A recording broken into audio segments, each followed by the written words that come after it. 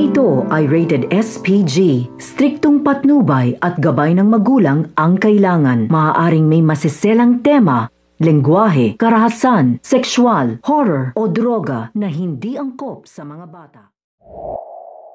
Nagiging malapit na nga itong si Zoe kay Annalyn at Lynette at unti-unti na nga rin siyang bumabalik dahil nga handa nga itong si Zoe na ipaglaban nga itong si Annalyn laban nga sa kanyang mami. At ito ngang si Moira ay tinawagan nga itong si Joy upang ang malaman kung kasama niya nga. Ngunit ang sabi nga nito ni Joy ay hindi nga, kaya naman nga nagtataka itong si Moira kung saan nga siya nagpunta at malalaman niya nga na umuwi nga itong si Zoe kina Annalyn at doon na nga siya nagpatuloy na matulog.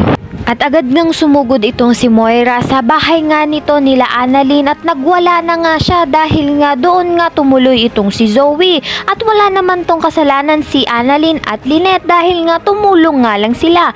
Sa kabilang banda naman nga pinayuhan nga ni Giselle itong si Doc Tanyag na bawiin nga ang PSA nga dito kay Moira upang nga matanggalan na nga ng karapatan nga itong si Moira sa Apex at maging may-ari na nga muli itong si Doc Tanyag dahil nga sa kanya naman nga talaga ang Apex.